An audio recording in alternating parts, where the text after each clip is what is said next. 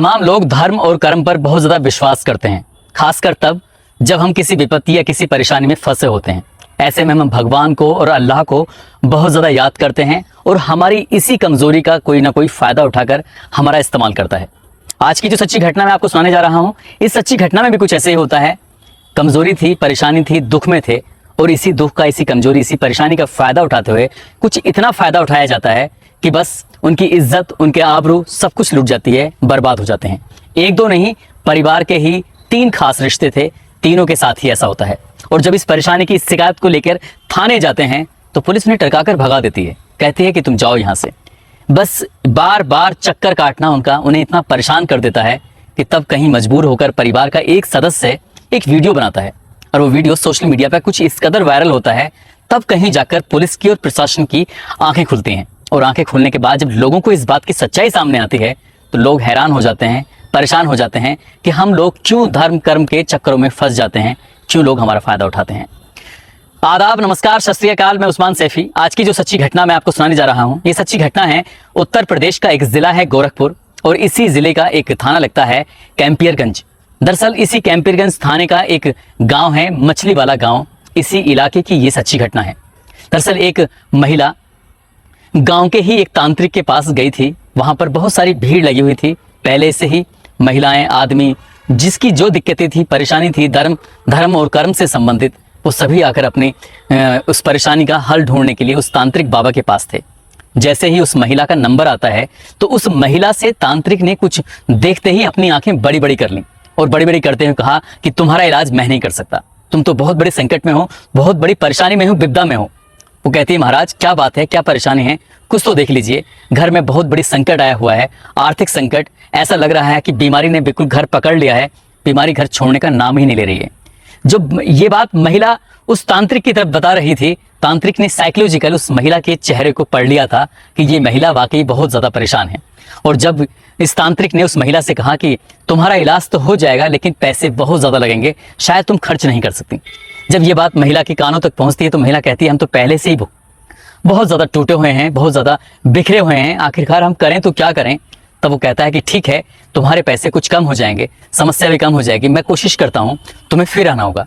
उस महिला को दोबारा बुलाया जाता है, उससे बातचीत की जाती है, उसका विश्वास जीता जाता है और उसे समझाया जाता है कि कुछ पैसे तुम्हें खर्च करने पड़ेंगे और पूजा होगी, और पूजा के लिए तुम्हें कुछ सामग्री, कुछ चीज़ें हैं जो एकत्र करनी हैं, या तो तुम लेके आओ सामग्री को या फिर मुझे पैसे दो, मैं सामग्री का इंतजाम करता हूँ। ठीक वैसे ही हो रहा था जैसा तांत्रिक बता रहा था। पैसे का इंतजाम हो जाता है, सामग्री का इंतजाम हो जाता है और दिन और तारीख भी मुकर्रर कर दी जाती है। तारीख जब दी जाती है तो साथ ही दिया जाता है समय, और समय दिया जाता है रात के ठीक 12 बजे। जंगल में एक पीपल का पेड़ था, उस पीपल के पेड़ के नीचे तुम्हें बिल्कुल अकेले पहुंचना है। वहां कोई भी नहीं होना चाहिए, घर का, परिवार का कोई भी सदस्य नहीं होना चाहिए। तुम आओगी तभी उसके बाद आगे की पूजा पाठ शुरू की जाएगी।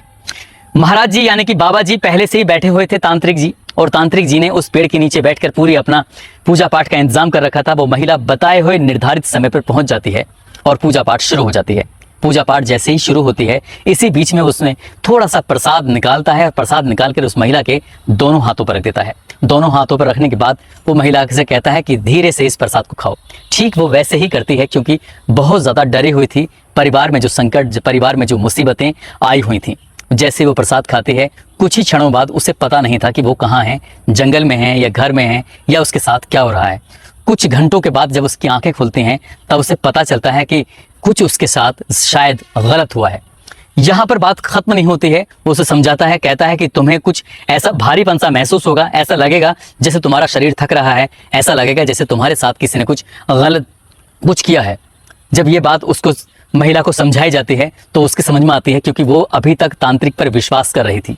अगली बार फिर तांत्रिक के पास जाती है, यानी कि कुछ टाइम के बाद, तो वो इस बार अकेली नहीं थी बल्कि अगली बार उसके साथ उसकी जेठानी भी साथ आई थी। सामूहिक परिवार के साथ जो दिक्कतें थी, परेशानी थी, इसलिए परिवार का हर एक सदस्य चाहता था कि इन परेशानियों से निजात मिल सके, इनसे छुटकारा मिल सके।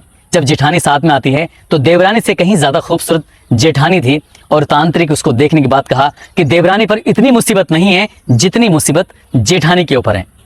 ये बात जेठानी के समझ में आ जाती है, क्योंकि तांत्रिक के बताने का जो तरीका था वो कुछ ऐसा ही था जिसको सुनने के बाद शायद कोई भी अच्छे से अच्छा व्यक्ति उसकी बातों में प्रभावित हो जाए और उसकी तरफ सम्मोहित हो जाए, उसकी तरफ ऐसा लगे जैसे कि ये जो कह रहा है किसी बात नहीं मानी तो शायद संकट और ज्यादा आ जाएगा।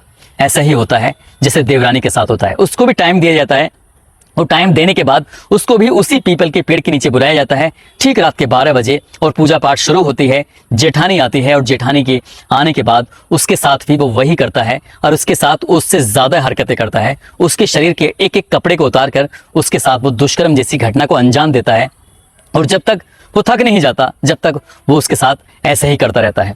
फिर ये बात यहीं पर खत्म नहीं होती, वो महिलाएं अपने घर जाती हैं, लेकिन एक दूसरे की जो समस्या हो चुकी है उसके बारे में उन्होंने जिक्र नहीं किया था। सिर्फ वो बातें कर रही थी तो इस बात के कि घर में जो समस्या है, घर में जो संकट आया हुआ है, इस संकट से कैसे उबरा जाए। अभी तक ये दो थी। परिवार की एक और महिला होती है जो कि इन्हीं के परिवार से बिल्कुल खासम खास थी।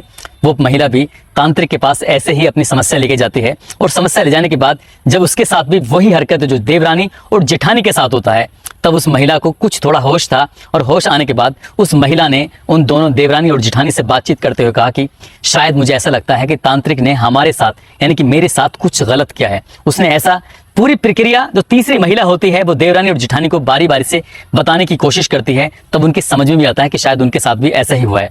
एक बार फिर वही बात होती है और तांत्रिक उनके साथ फिर एक दो बार नहीं कई बार ऐसे ही दुष्कर्म जैसी, बलात्कार जैसी घटना को वो अंजाम देता है। तब उन महिलाओं की कहीं आंखें खुलती हैं, और आंखें खुलने के बाद उन्होंने अपने अपने पति, अपने अपने परिवार के सदस्यों से इस बात का जिक्र किया कि तांत्रिक ने उनका फायदा उठाकर, उनकी समस्या का फायदा उठाकर, उन्हें इनके अंदर मौत का डर बैठाकर तांत्रिक ने यह बोला था कि अगर तुमने मेरी बात नहीं मानी या तो तुमने ये पूजा नहीं कराई तो तुम्हारे परिवार के एक एक सदस्य धीरे धीरे खत्म हो जाएंगे, और इसके लिए तुम जिम्मेदार होगी।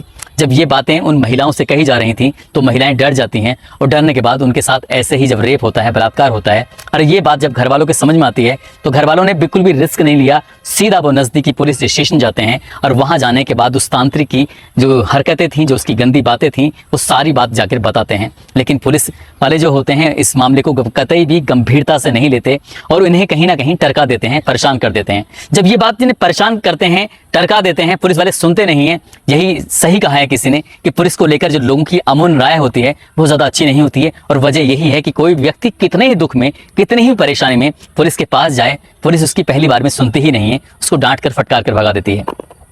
परिवार के लोग जब परेशान हो जाते हैं तब 1 सितंबर 2022 की रात लगभग 9 बजे के आसपास इसी परिवार का एक सदस्य एक वीडियो बनाता है, और वीडियो बनाने के बाद पूरी परेशानी अपने इस वीडियो के माध्यम से लोगों को बताने की कोशिश करता है। ये बात वो एसएसपी और डीएम प्रशासन और शासन तक पहुंचाने की कोशिश करता है। कहता है कि हमारे घर में ये समस्या हुई है, तांत्रिक ने कुछ ऐसा किया है।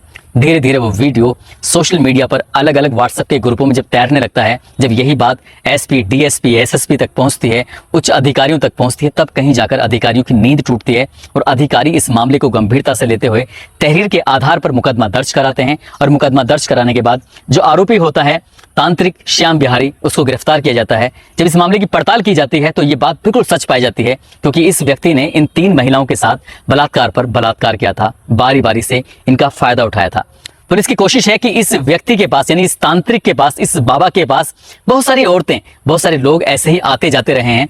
यहाँ के जो डीएसपी हैं जोगेंद्र सिंह, वो कहते हैं इस मामले की जांच प्रक्रिया जारी है, आगे भी इसमें जांच की जाएगी। साथ ही जिन महिलाओं या अन्य किसी महिलाओं के साथ यदि ऐसा हुआ है तो या तो वो पुलिस के पास आकर बताएं, अपनी तहरीर दें, अपनी शिकायत दर्ज करें, ताकि उस आरोपी के विरुद्ध और भी कड़ी से कड़ी धाराओं में कार्रवाई की जा सके। लेकिन उस तांत्रिक के ऊपर जो आरोप लगे थे वो कहीं ना कहीं सिद्ध हो चुके हैं। इसकी हालांकि पुलिस अभी पूरी तरह से पुष्टि नहीं कर पाई है। जल्द से जल्द चार्जशीट लगाकर उसकी पुष्टि कर और जो मेडिकल रिपोर्ट है, ये सारे सबूत इकट्ठा करके उस आरोपी को सख्त से सख्त सजा दिलाने की पुलिस कोशिश कर रही है। देर से ही सही, भले ही, लेकिन पुलिस अपनी तरफ से अब सजग हो गई है, सतर्क हो गई है, और इस आरोपी को कड़ी से कड़ी सजा दिलाने में तैयार हो गई है। दोस्तों, इस घटनाक्रम को सुनाने का उद्देश्य किसी को परेशान करना नहीं है, किसी का दिल दुखाना नहीं है, बल्कि आपको जागरूक करना है, आपको सचेत करना है। लेकिन जब कभी अगर आपके ऊपर कोई समस्या आए, परेशानी आए, इसका मतलब ये नहीं है कि आप कहीं भी जाकर, बहुत सारे लड़के लड़कियां ऐसे होते हैं फेल हो जाते हैं, पास होना चाहते हैं, किसी के बच्चे पैदा नहीं होते, जमीन में कुछ दिक्कतें आ जाती हैं, आर्थिक संकट आ जाता है,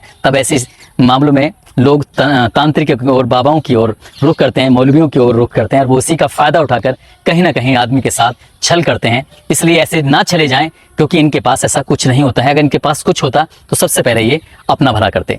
दोस्तों, जाते जाते कुछ लोगों की जो जन्मदिन है, उन जन्मदिन में मुकेश कुमार राठौर हैं, मुस्कान हैं, इनका 2 सितंबर को जन्मदिन था। नईम कुवैत से हैं, अरशद अंसारी मुंबई से हैं, नक्श सुजीत कुमार, रवीना कुमारी हैं रामलाल राजस्थान से, और जैनब मलिक हैं, दीपक कुमार हैं, सुलेमान सिद्दीकी हैं। इन सभी को जन्मदिन की बहुत सारी शुभकामनाएं, बहुत बहुत मुबारकबाद। साथ ही शिफत खान वारसी हैं, मुकेश मीना हैं, इकबाल मलिक गजरोला से हैं, मोहम्मद आज़ाद खान अलवर से हैं, मोहम्मद मेहताब अब्बासी मुजफ्फरनगर से, विनोद कुमार रायबरेली से, तिलक नेपाल से हैं, और आबिद खान बरौली से हैं, किशन कुमार बिहार से हैं, राव यासीन लाहौर से हैं, हनुमान वर्मा राजस्थान से हैं, अमरनाथ कुमार चौधरी मधुपुरा बिहार से हैं, रुकुमुद्दीन मेवात से हैं, अहबाब खान बदायूं यूपी से, प्रवीण यादव अमरोहा से, शाहिद खान माधोपुर से, जियाउर रहमान, गुलाम सरबर, शफीक मलिक, शौकीन सैफी, और साथ ही नासिर बद्दन हैं रियाद सऊदी अरब से, साहुन खान हैं, मोहम्मद शादाब हैं, रमेश, दीपक कुमार, प्रकाश, अवधेश चौपाल दरभंगा बिहार से, राजकुमार मौर्य बिजनौर यूपी से, दीपक भारती मुंबई से, अख्तर अली रामपुर से, मोहम्मद आफ्ताब बिहार से, राजू यादव बिहार से, दिव्या देवी, फ़खरू मंसूरी, रवि, राधेश्याम नायक, हाशिम सैफी, राजा शुक्ला इलाहाबाद प्रयागराज से, मोहम्मद जिशान सीतापुर से, ओम प्रकाश कुमार, अरविंद कुमार मुजफ्फरनगर से, मुकेश कुमार महाराष्ट्र से, सजाद भाटी कामरा बुलंदशहर से, master Javed JKRN academy Shyam Bihar, Harshali Rathore, Meena RJL golf, Mohammed Moin Maharashtra से हैं, अनीस अंसारी, अरमान अली अब्बासी। आप सभी ने नाम लेने की अपील की थी यूट्यूब और फेसबुक पर, और साथ ही अगर आप लोगों को भी नाम अपने लेने की अपील करनी है तो आप अपना पूरा नाम फेसबुक और व्हाट्सएप के, फेसबुक और यूट्यूब के कमेंट बॉक्स में ज़रूर कर दिया करें। दोस्तों, अपना ख्याल रखें, सुरक्षित रहें। जय हिंद, जय भारत।